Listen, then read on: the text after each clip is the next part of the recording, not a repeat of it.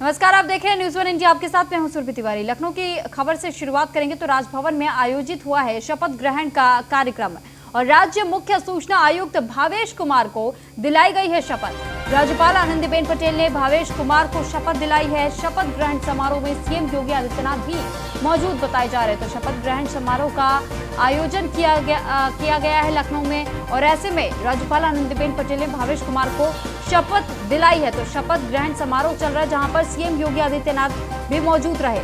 तो लखनऊ में राजभवन में शपथ ग्रहण समारोह का आयोजन किया गया और राज्य मुख्य सूचना आयुक्त भावेश कुमार को शपथ दिलाई गई है।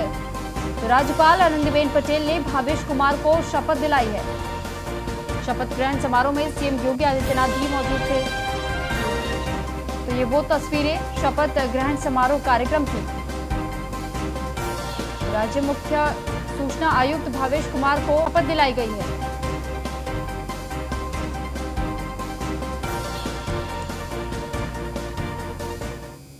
और वहीं लखनऊ कमिश्नरेट में 7 अफसरों का अब तक ट्रांसफर किया जा चुका है। प्राची सिंह अपर पुलिस उपायुक्त उत्तरी बनी और वहीं राजेश कुमार श्रीवास्तव एडीसीपी पश्चिमी बने हैं।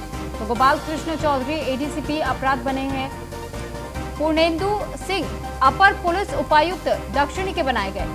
सुरेश चंद्र रावत एडीसीपी ट्रैफिक बनाए गए और वहीं पंकज श्रीवास्तव को एसीपी लाइन का भी प्रभार सौंपा गया।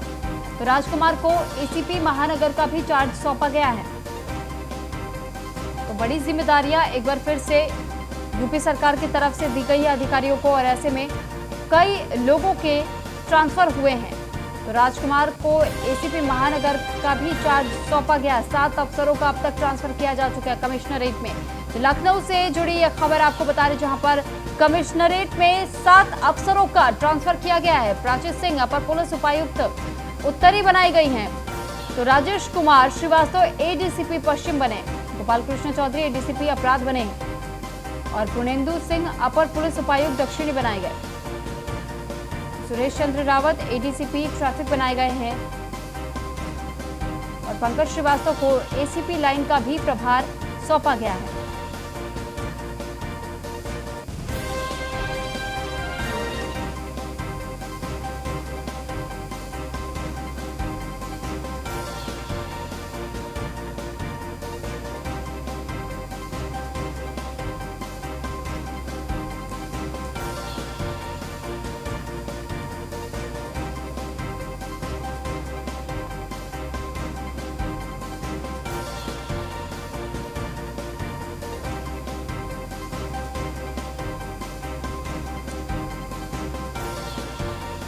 लखनऊ में एक बार फिर से तबादले किए गए हैं और तबादलों के तहत ही इन अफसरों को नई जिम्मेदारियां भी सौंपी गई है। नए नए जगह के लिए इन 7 अफसरों के ट्रांसफर किए गए हैं। कमिश्नरेट में 7 अफसरों के अब तक ट्रांसफर किए जा चुके। प्राची सिंह अपर पुलिस उपायुक्त उत्तरी बनाई गई हैं। वहीं राजेश कुमार श्रीवास्तव को एडीसीपी पश्चिमी बनाया गया है और गोपाल कृष्ण की अगर बात करें तो गोपाल कृष्ण चौधरी एडीसीपी अपराध बने हैं।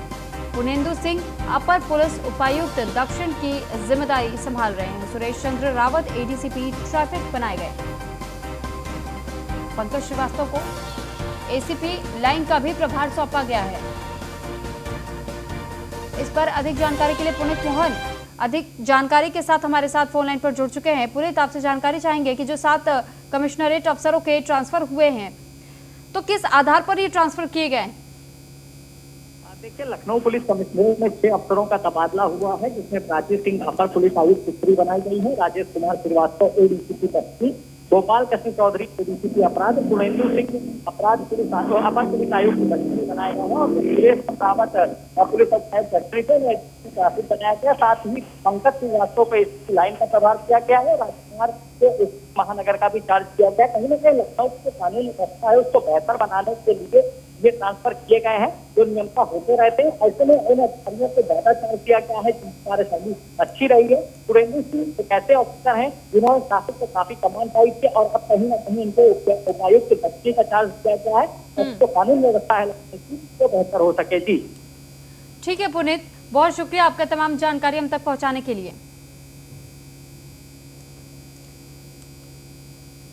तो लखनऊ में खनन घोटाले में पूर्व मंत्री गायत्री से दोबारा पूछताछ हो सकती है। गायत्री प्रजापति से एक बार फिर आमने सामने पूछताछ हो सकती है। तो ईडी एक बार फिर से शिकंजा कसने जा रही है गायत्री प्रजापति पर और यह अंदाजा जताया जा रहा है कि एक बार फिर से, क्योंकि पिछली बार तो 5 घंटे तक की ये पूछताछ चली थी और अब एक बार फिर ये कहा जा रहा है कि आमने सामने होगी। ईडी के जो गायत्री प्रजापति बताए जा रहे हैं। तो कुछ दिन पहले गायत्री प्रजापति के ठिकानों पर छापेमारी की गई थी। ईडी ने लखनऊ कोर्ट में पुलिस कस्टडी रिमांड पर लेने के लिए अर्जी दाखिल की थी। अभी लखनऊ जिला जेल में बंद है पूर्व मंत्री गायत्री प्रसाद प्रजापति। तो गायत्री प्रजापति से जुड़ी यह खबर आपको बता रहे हैं। इनके ठिकानों पर पहले ही ईडी ने शिकंजा कसा था, छापेमारी की थी और उसके बाद से लखनऊ कोर्ट में पुलिस कस्टडी रिमांड पर लेने के लिए अर्जी भी दाखिल की गई। इस पर अधिक जानकारी के साथ आलोक राय हमारे साथ फोन लाइन पर जुड़ चुके हैं। आलोक, अब लगातार ईडी का शिकंजा कसता चला जा रहा है गायत्री प्रजापति पर, तो आगे की क्या रणनीति ईडी तैयार कर रही है? देखिए, यूपी में जब पिछली सरकार के समय खनन घोटाला हुआ था और उस समय गायत्री प्रजापति जो है खनन विभाग के मंत्री थे, तो इसके बाद जो है जब से बीजेपी सरकार बनी है तब से लगातार इसमें जो है कार्रवाई लगातार तेज हो रही है। सीबीआई के साथ साथ ईडी भी जांच कर रही है और ईडी पहले भी जो है गायत्री प्रजापति से पूछताछ कर चुकी है, उनके ठिकानों पर छापेमारी कर चुकी है। अब दोबारा फिर से ईडी जो है गायत्री प्रजापति से पूछताछ करना चाहती है खनन घोटाले को लेकर, जिसके लिए जो है ईडी के अधिकारियों ने कोर्ट में अर्जी दाखिल की है ताकि गायत्री प्रजापति को जो है पुलिस रिमांड पर दिया जाए। क्योंकि गायत्री प्रजापति अभी लखनऊ जिला जेल में बंद है, तो जाहिर सी बात है उनकी पुलिस रिमांड जब कोर्ट से मंजूर हो जाएगी तो उसके बाद जो है ईडी उनसे बैठकर आमने सामने पूछताछ करेगी। क्योंकि बड़े स्तर पर घोटाला हुआ था और हाल ही में पूर्व आईएएस जो सत्येंद्र सिंह हैं उन पर भी ईडी ने शिकंजा कसा है घोटाले को लेकर के। खनन विभाग में बड़ा घोटाला हुआ था कौशाम्बी में जब वो डीएम के पद पर तैनात थे। तो कुल मिलाकर समझा जा सकता है खनन घोटाले को लेकर ईडी की कार्रवाई बहुत तेज चल रही है और जल्द ही कस्टडी रिमांड मिल जाएगी कोर्ट से, जिसके बाद ईडी के अधिकारी जो है फिर से गायत्री प्रजापति से मामले में पूछताछ करेंगे। जी तो आलोक, ये केवल ईडी से जुड़ी ही खबर है, क्योंकि मतलब इससे पहले भी तो ऐसा हुआ है कि इनके नाम पर कई और केसेस दर्ज है, मुकदमे अब भी चल रहे हैं। देखिए, निश्चित रूप से एक बड़ा मामला था और कई चूंकि गायत्री प्रजापति जो है ताकतवर मंत्री थे पिछली सरकार में, बड़ा रसूख था इनका, तो जाहिर सी बात है उस समय तमाम घोटाले भी आए जिसमें इनका नाम था। और मुख्य रूप से जो जांच चल रही है वो खनन घोटाले को लेकर चल रही है। इसके अलावा एक महिला ने भी इनके ऊपर आरोप लगाया था, उसकी भी मुकदमा है, उसमें भी जांच वांच चल रही है। लेकिन जो अभी बड़ा मामला है वो खनन घोटाला है, क्योंकि खनन विभाग में बड़े स्तर पर घोटाले हुए थे, बहुत बड़े लेवल पर बंदर बांट हुई थी, भ्रष्टाचार हुआ था, जिसमें तमाम अधिकारियों की भी जांच चल रही है, सीबीआई जांच चल रही है और ईडी भी लगातार उन पर शिकंजा कस रही है। अब इसके बाद फिर ईडी इनसे पूछताछ करेगी और फिर उसके बाद देखने वाली बात होगी कि क्या कुछ ईडी को गायत्री प्रजापति जवाब देते हैं और उस पूछताछ में क्या सामने आता है। जी यानी अब यह अंदाजा लगाया जा रहा है कि जो शिकंजा कस रही है ईडी, अब वो लगातार मजबूत तरीके से शिकंजा कसने का काम कर रही है, अब इन पर गाज गिर सकती है। देखिए, निश्चित रूप से ईडी सारे दस्तावेजों की जांच पड़ताल कर चुकी है, उसके बाद सारे तथ्य हैं और इसी के बाद ईडी ने जांच शुरू की है। और जाहिर सी बात है ईडी की कार्रवाई जिस तेजी से चल रही है ये समझा जा सकता है कि जल्द ही किसी नतीजे पर ये जांच पहुंचेगी, क्योंकि ये इसमें कई लोग इन्वॉल्व हैं। एक पूरा नेक्सस था जो लगातार घोटाले कर रहा था। खनन विभाग में अपनों को पट्टा दिया जा रहा था, नियमों को दरकिनार करके खनन के पट्टे दिए गए, ओवरलोडिंग हुई, तो बड़े स्तर पर भ्रष्टाचार हुआ था और एक बड़ा नेक्सस बनाकर पूरे घोटाले को अंजाम दिया गया और उसमें बड़े स्तर पर जो है रकम की बंदर बांट हुई थी, राजस्व को बड़े स्तर पर चूना लगाया गया था। जाहिर सी बात है इसीलिए ये जांच चल रही है और ईडी जो है फूंक फूंक कर कदम रख कर रही है। सारे दस्तावेज उसके पास है, मुकदमे संबंधित सारे जो एफआईआर की कॉपीज उसके पास है ईडी के पास, और इसीलिए ईडी के अधिकारी जो है उन्होंने जो है कस्टडी रिमांड मांगी है फिर से, ताकि फिर से वो दोबारा गायत्री प्रजापति से बैठकर पूछताछ कर सके। जी चलिए ठीक, बहुत शुक्रिया आलोक आपका तमाम जानकारी हम तक पहुंचाने के लिए। अभी लखनऊ जिले में ये कोर्ट जो केस है वो चल रहा है खनन घोटाले में को लेकर के ईडी लगातार शिकंजा कसती चली जा रही है। गायत्री प्रजापति से एक बार फिर से पूछताछ की जा सकती है। कुछ दिन पहले ही गायत्री प्रजापति के ठिकानों पर ईडी ने छापेमारी की थी। तो वहीं नोएडा दौरे पर रहे प्रसपा अध्यक्ष शिवपाल सिंह यादव, शिवपाल यादव ने बीजेपी सरकार पर जमकर निशाना साधा है। हम किसानों का समर्थन करते हैं, शिवपाल यादव ने ये कहा है। तो हम समाजवादी पार्टी के साथ भी चुनाव लड़ सकते हैं।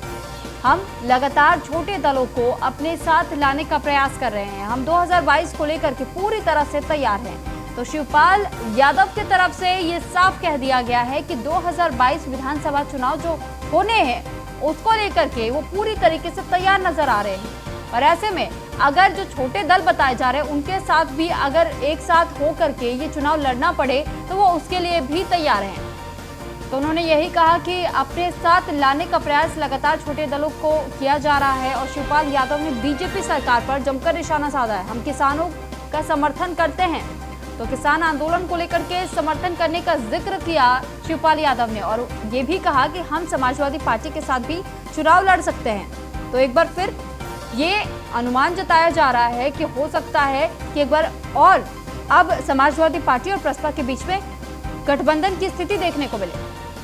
तो शिवपाल यादव ने बीजेपी सरकार पर निशाना भी इस दौरान साधा। तो फिर अब चुनाव का वक्त है,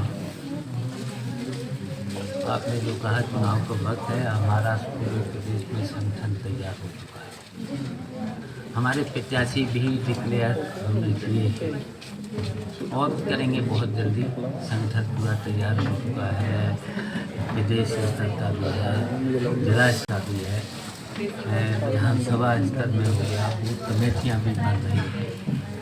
तो पूरी तरह से हमारे प्रगतिशील समाजवादी पार्टी का संगठन तैयार हो चुका है। प्रगतिशील समाजवादी पार्टी का समाजवादी पार्टी के साथ गठबंधन होने जा रहा है, खबर ऐसी है। देखिए, गठबंधन तो कर सकते हैं, हमने अपील भी की है, छोटे छोटे दलों से भी हमारी बात हो रही है, बड़े दलों से भी हम चाहते हैं कि कम से कम हमारा अलायंस हो जाए, एक राष्ट्रीय पार्टी से तो अलायंस हो जाए, करेंगे भी सर। जैसा कि आपने अभी और प्रगतिशील समाजवादी पार्टी से भी हमारी अपील है,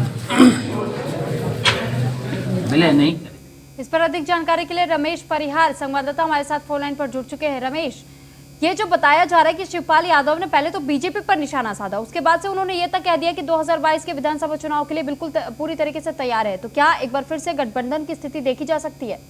देखिए, स्पष्ट करना चाहूंगा कि जो शिवपाल यादव के द्वारा आज बयान दिया गया सेक्टर 15 में, उन्होंने बताया कि कहीं ना कहीं जो आने वाला जो समय है वो विधानसभा चुनाव के लिए हमारे लिए उपयुक्त है और हम आने वाले समय में समाजवादी पार्टी के साथ हम ये चुनाव लड़ सकते हैं। और क्योंकि उनके घर की बात है, उनका कहना है कि हम लोग घर और परिवार के एक लोग हैं, तो इस तरीके से हम आगे चुनाव की तैयारी कर रहे हैं और जो विपक्षी पार्टी हैं हम उन्हें हराने की पूरी कोशिश करेंगे और हमारा प्रयास यही होगा कि हम आने वाले चुनाव में सत्ता आसीन हो सके और सत्ता का जो सुख है वो हम प्राप्त करें। साथ ही साथ प्रशासन की जो लापरवाहियां हैं वो लोगों के समक्ष हम रख रहे हैं, हमारे कार्यकर्ता लगातार कार्य कर रहे हैं इसको लेकर। चलिए ठीक रमेश, बहुत शुक्रिया आपका तमाम जानकारी हम तक पहुंचाने के लिए। तो शिवपाल यादव का साफ इशारा कि 2022 में जो विधानसभा चुनाव होंगे उसमें समाजवादी पार्टी के साथ गठबंधन भी कर सकते हैं और साथ में मिलकर के चुनाव लड़ सकते हैं और 2022 के चुनाव के लिए वो पूरी तरीके से तैयार है। वही किसानों का समर्थन भी उन्होंने किया है। खबर लखनऊ से, जहां पर यूपी के 2 आईएएस जम्मू कश्मीर जाएंगे। तो यूपी कैडर के 2 आईएएस की प्रतिनियुक्ति की गई है और ये दोनों ही आईएएस जो बताए जा रहे हैं उनके नाम राहुल पांडे और कृति ज्योत्सना के तौर पर जाना जा रहा है। 2014 बैच के दोनों आईएएस अफसर बताए जा रहे हैं। तो 2 साल के लिए जम्मू कश्मीर में प्रतिनियुक्ति उनकी की गई है। तो यूपी के 4 आईपीएस भी जल्द ही कश्मीर जाएंगे, लेकिन अभी 2 आईएएस अफसरों के जम्मू कश्मीर जाने की खबर सामने आई है। तो यूपी के 2 आईएएस अफसरों को कश्मीर भेजा जा रहा है, जम्मू कश्मीर में भेजा जा रहा है और यूपी कैडर के 2 आईएएस ऐसे हैं जिनकी प्रतिनियुक्ति की गई है। 2014 बैच के दोनों आईएएस अफसर बताए जा रहे हैं। 2 साल के लिए जम्मू कश्मीर में प्रतिनियुक्ति की गई है, तो 2 साल तक रहना पड़ेगा और ऐसे में यूपी के 4 आईपीएस भी जल्द ही कश्मीर जाएंगे। तो जम्मू कश्मीर में भेजने की तैयारी यूपी के 2 आईएएस को, यूपी कैडर के 2 आईएएस की प्रतिनियुक्ति जम्मू कश्मीर में की गई है। ये दोनों आईएएस अफसर जो बताए जा रहे हैं वो 2014 बैच के हैं, राहुल पांड्या और कीर्ति ज्योत्सना। 2 साल के लिए इन्हें जम्मू कश्मीर में प्रतिनियुक्ति दी जा रही है। यूपी के 4 आईपीएस भी जल्द कश्मीर जाएंगे।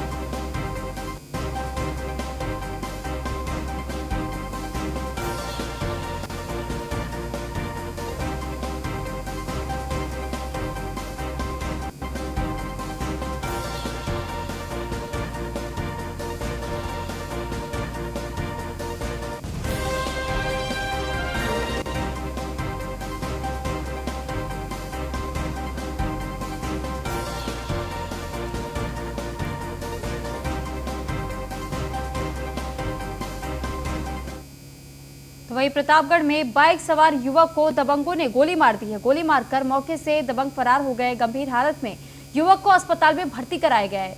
महूली मंडी से घर वापस आते समय पड़ोसी दबंगों ने गोली मारी थी। सूचना के बाद मौके पर पुलिस पहुंची। जांच में पुलिस जुटी हुई है। नगर कोतवाली इलाके के बेगम वार्ड चौराहे का ये पूरा मामला बताया जा रहा है, जहां पर एक युवक की गोली मार करके हत्या कर दी गई है और उसके बाद से ही युवक की हालत बेहद गंभीर बताई जा रही है। नजदीकी अस्पताल में उसे इलाज के लिए भर्ती कराया गया, तो युवक को अस्पताल में भर्ती कराया गया है इलाज के लिए।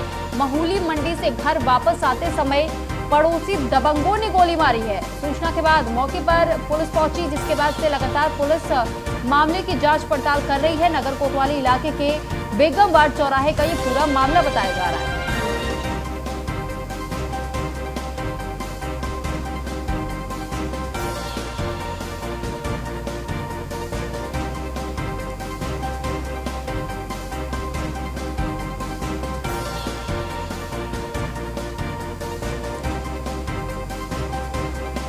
प्रतापगढ़ में बाइक सवार युवक को दबंगों ने गोली मारी है। पड़ोसी दबंग बताए जा रहे थे जिन्होंने इस युवक को गोली मारी है और हत्या करने का यह प्रयास बताया जा रहा था। गोली मारकर मौके से दबंग फरार भी हो गए, तो गंभीर हालत में युवक को नजदीकी अस्पताल में इलाज के लिए भर्ती कराया गया है। महूली मंडी के घर वापस आते समय पड़ोसी दबंगों ने गोली मारी है युवक को। सूचना के बाद मौके पर पुलिस पहुंची। जांच में पुलिस जुटी हुई है और नगर कोतवाली इलाके के बेगम वार्ड चौराहे का ये पूरा मामला बताया जा रहा है।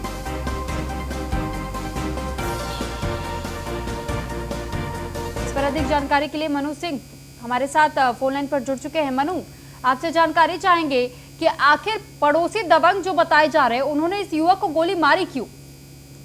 जी, मैं आपको बता दें, यहाँ प्रतापगढ़ के बेगम वार्ड का मामला है, जहाँ जमीनी रंजिश और पुरानी रंजिश को लेकर आज युवक को बदमाशों ने गोली मारी। जहाँ 5 साल पहले जिस युवक को गोली लगी है, इसी युवक ने मारी थी दूसरे युवक को गोली, जहाँ जो अपना बदला लेने के लिए 5 साल बाद युवक को मारी गोली, जहाँ जिला अस्पताल से प्रयागराज के रिफर किया गया। तो वहीं अपराधी युवक जो कि पुलिस के खौफ से डर के मारे खुद जाके कोतवाली में अपने आप को सिलेंडर करता है। लेकिन सबसे बड़ा सवाल ये, पीड़ित पक्ष से अभी तक कोई पुलिस को तारीफ नहीं मिली है, ना मुकदमा दर्ज किया गया है। लेकिन कोतवाली पुलिस में अपराधी जाकर खुद को अपने आप को सिलेंडर करके पुलिस के खौफ से जाके वहां मौजूद है। चलिए ठीक, बहुत शुक्रिया मनु, आपका तमाम जानकारी हम तक पहुंचाने के लिए। तो न्यूज़ 1 इंडिया पर भूमाफिया का सबसे बड़ा खुलासा। गाजियाबाद विकास प्राधिकरण और भूमाफिया का बड़ा खेल चल रहा है। लंबे समय से हिंडन डूब क्षेत्र की जमीन पर अवैध रॉयल डायमंड बैंकेट हॉल बना है। जीटीए के अधिकारियों की मिलीभगत से अवैध फार्म हाउस को तैयार किया गया है और अवैध बैंकेट हॉल बनाने वाले माफिया पर मेहरबान नजर आ रही है जीटीए। तो इंदिरापुरम अहिंसा खंड 2 हिंडन की रेतीली जमीन पर मौत का अवैध फार्म हाउस बनाया गया है और मुरादनगर शमशान घाट घटना के बाद भी अब तक प्रशासन हरकत में नजर नहीं आ रही है। जीटीए भी किसी तरीके से यहाँ पर हरकत में नजर नहीं आ रही है, क्योंकि लगातार शिकायतें की जा रही है, लेकिन फिर भी अब तक इस पूरे मामले में कोई कार्रवाई होती हुई नजर नहीं आ रही। नियमों का उल्लंघन करके रेतीली और भुरभुरी मिट्टी पर इस बैंकेट हॉल को बनाकर तैयार किया गया है। जीडीए की तरफ से ध्वस्तीकरण नोटिस चस्पा कर कार्रवाई के बाद भी फल फूल रहा है बैंकेट हॉल। अवैध रॉयल डायमंड बैंकेट हॉल में शादी पार्टी करने वाले लोग सावधान हो जाए। अवैध रॉयल डायमंड बैंकेट हॉल में कभी भी बड़ी घटना घट सकती है। अवैध रॉयल डायमंड बैंकेट को लेकर के लगातार लिखित शिकायतें भी दी जा रही है। जीटीए डीएम से लेकर सीएम योगी तक शिकायतकर्ता वकील सोनिया वर्मा ने शिकायत की, तो महिला अधिवक्ता की शिकायत के बाद भी मामले में मौन नजर आ रहे अधिकारी। अवैध फार्म हाउस का संचालक है प्रवीण नागर और अखिलेश शर्मा।